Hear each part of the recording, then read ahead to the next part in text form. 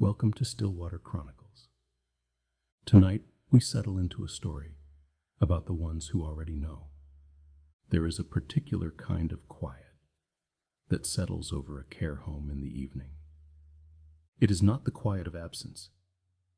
It is the quiet of presence, the soft accumulation of many slow breaths, of televisions turned low, of footsteps that have learned to be gentle on linoleum floors. It is a quiet that has weight to it, that has age. Niamh had worked at Carrigbon for nearly 3 years, and she knew this quiet, the way you know a person you have lived beside for a long time. Not always consciously, but in your body, in the way your shoulders drop when you step through the door, in the way your voice finds a different register without being told. Carrigbon House sat at the edge of a small village in County Clare, far enough from the road that the only sounds at night were the wind in the hedgerows and the distant percussion of a farm gate that nobody had ever quite fixed. The building itself was old, thick stone walls, high ceilings, windows that rattled softly in winter, but inside it had been made warm. Floral wallpaper in the sitting room, a bookcase no one read from anymore, a television mounted in the corner that played with the sound turned low, its light washing the room in a pale, restless blue. There were 11 residents. Niamh knew each of them the way care workers know the people in their charge, not just their names and their medications and their preferred teas, but the smaller things, the things that don't go in any file. She knew that Bridget liked her curtains left open a crack even in winter, because she said she slept better knowing the sky was still there. She knew that Tommy's hands shook less on mornings when they played the radio in the kitchen. She knew that Kathleen, when she was tired, would reach for the hem of her cardigan and fold it between her fingers, over and over, a small private ritual of comfort. She knew these things the way you know the people you spend your days with, quietly, completely. And she noticed over time when things began to change. It started in November, or perhaps it started before November, and she only noticed it then. The way certain things are already there before you see them, already true before you understand them. She was doing the evening round. The sitting room was dim. The television murmured to itself in the corner. Most of the residents had settled into their chairs for the hour before bed. That drowsy, unhurried time, when the day had finished deciding anything, and the night had not yet properly begun. Niamh was passing through with the medication tray when she noticed Bridget looking at Kathleen. Not in the way people look at each other when they are about to speak. Not a look that was waiting for anything. Just a look, quiet and full and certain, the way you might look at something you have known for a very long time. And Kathleen, without turning, without any visible signal, smiled. A small smile. Private. Like something answered. Niamh paused. She told herself it was nothing. 2 women who had lived in the same building for years, sharing a moment of companionship. This happened. This was ordinary. She continued her round, but she noticed it again the following week. And the week after. Not just Bridget and Kathleen, all of them. It was in the glances, mostly. That was what she kept coming back to. The way 10 of the 11 residents would, in the quiet of the evening, exchange these long, unhurried looks, across the room, between chairs, from the window to the door, and seemed to find in them something that satisfied, something that didn't need words. There were small smiles, moments where a hand would rest on an armrest with a kind of deliberate stillness, as though placing itself there was a decision that had been made peacefully and finally. There was a quality to their breathing, slower than she would have expected, deeper, as though they had all, without discussion, arrived at the same unhurried rhythm.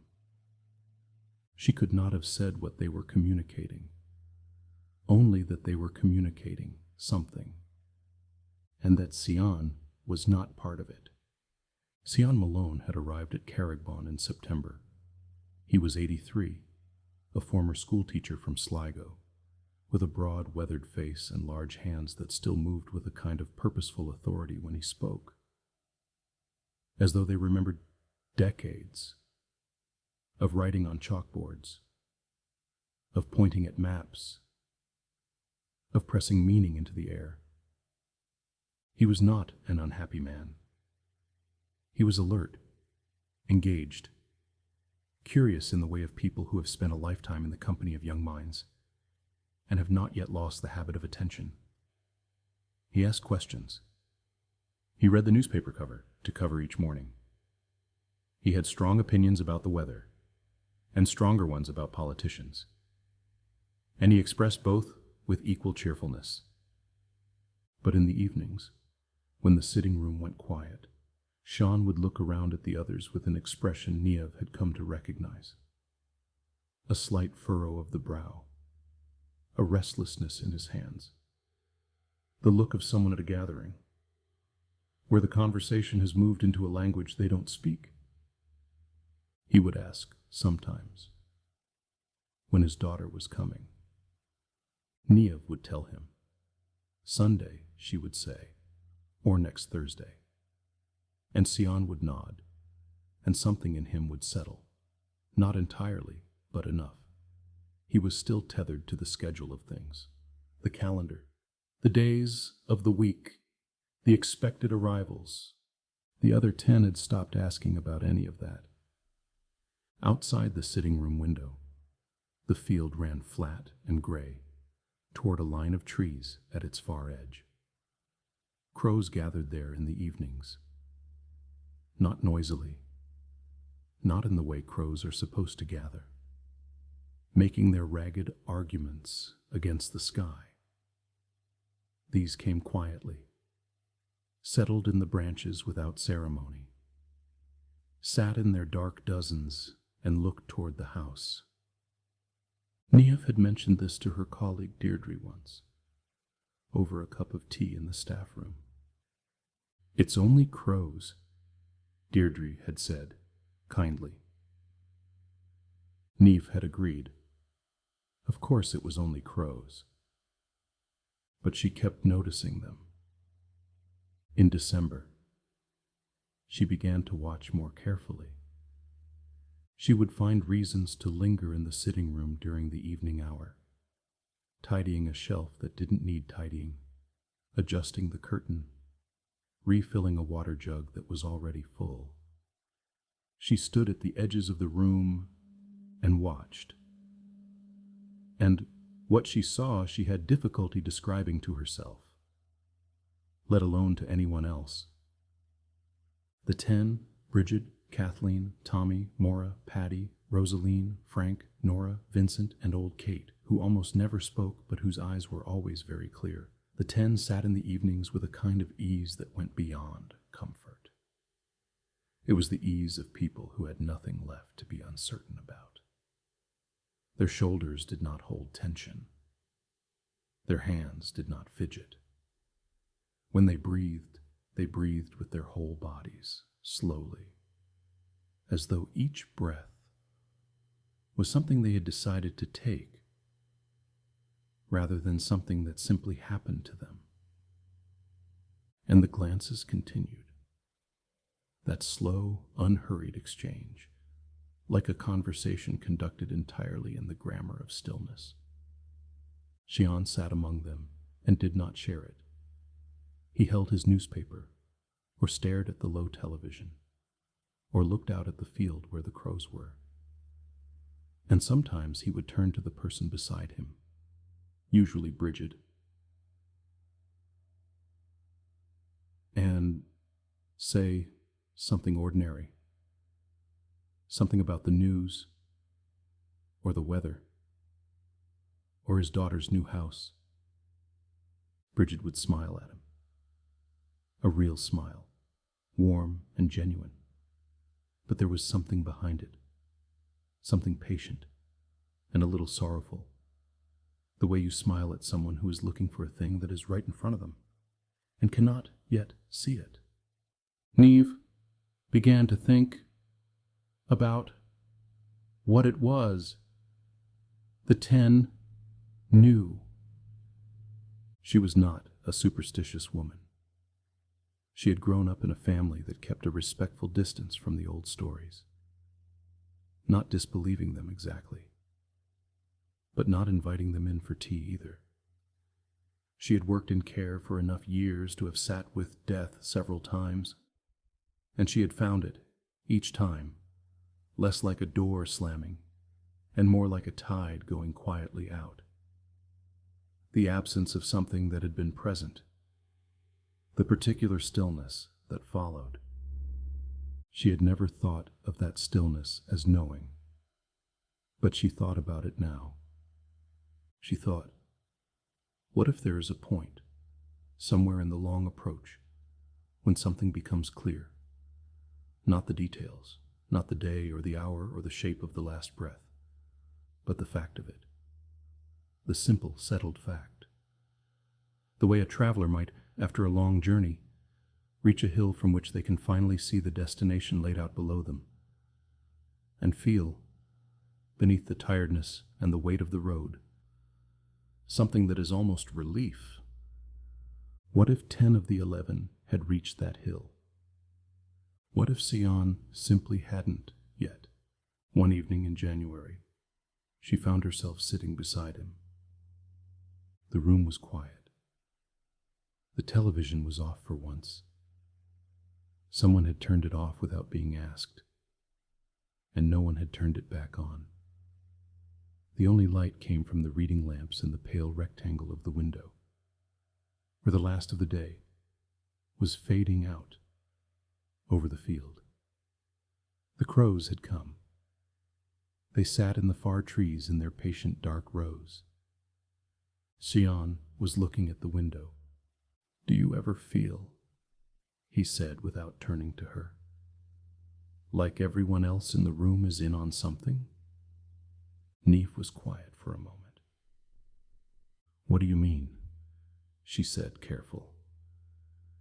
He shook his head slowly, not dismissing the question, thinking about it. His large hands rested on his knees, still now. "They're very peaceful," he said. "The others. I notice it in the evenings. They're—" he paused, chose the word with his old teacher's precision. "Settled, like they've put something down they were carrying." "Maybe they have," Niamh said. Seán nodded slowly. He looked at Bridget across the room. Bridget, as if she felt his gaze, turned and met it. That same warm, patient smile. That same something behind it. Seán's expression shifted. Something moved through it, slowly, like weather moving across a field. Niamh watched it happen and could not name it. It wasn't fear. It wasn't grief. It was more like the expression of a man who has just understood a sentence he has been reading for a long time. He turned back to the window. "My daughter's coming Sunday," he said. "She is," Niamh said. He was quiet for a long time. Outside, the last light left the sky.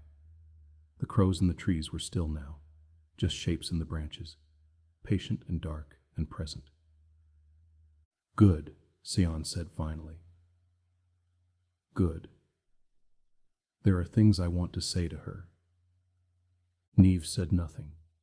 She sat with him in the quiet of the room and listened to the sound of 10 people breathing very slowly around them, and to the silence of the field outside, and to the far-off rattle of the gate that nobody had ever fixed. She thought about the hill, the traveler reaching the crest of it, the moment of seeing. She thought, he is beginning to understand. She thought, not yet, but soon. She did not find this frightening. That surprised her more than anything else. She had always assumed that this kind of understanding, if it existed, if it was real and not just a trick of her imagination working overtime in the low light of an evening room.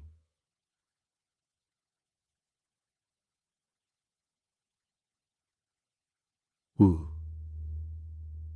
be terrible. Would carry the weight of all the fear she had ever associated with that particular knowledge. But sitting there beside Seán, in the warm amber light of the reading lamps, surrounded by the quiet of 10 people who had already arrived somewhere she could not yet go, she did not feel afraid. She felt the way she felt at the end of a long shift, when she had done what she came to do. A kind of rightness, a settling. She looked at the window, the crows in the far trees, the dark field. She thought, they come here every evening. They have always been here. I just hadn't been paying attention. Seán's daughter came on Sunday. They sat together in the small visiting room for 2 hours. Niamh did not hear what was said.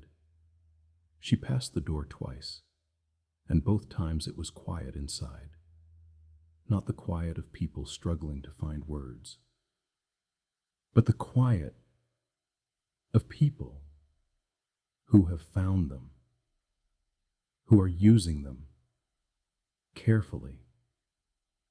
When the daughter left, her eyes were red, but her face was soft. She squeezed Niamh's arm in the hallway and didn't say anything. She didn't need to.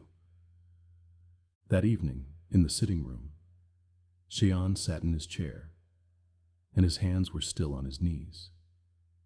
He looked out at the field where the crows had gathered in the branches of the far trees. He looked at them for a long time. Then he looked at Bridget. Bridget looked back at him.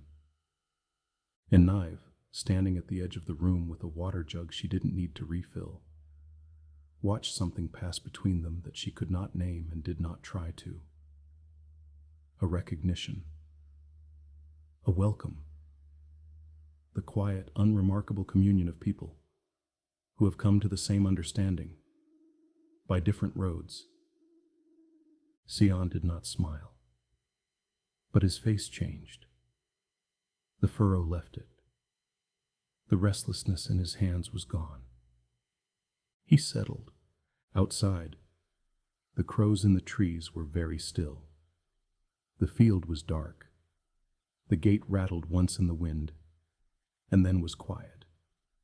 Niamh set the water jug down on the sideboard and looked at the 11 residents of Carrigbon House, all sitting in their chairs in the amber light, and felt something she could not entirely account for. Something that lived at the border of sorrow and peace, and had no word she knew for itself. She turned off the lamp by the door, left them to their quiet. Thank you for listening to Stillwater Chronicles, where even the quietest rooms can hold an entire world. If this stillness stayed with you, if the amber light and the soft field and the patience of those evenings settled somewhere in you, then let it remain a little while longer. Some things are not meant to be understood all at once. They are only meant to be felt in the quiet before sleep. Rest now The evening is still,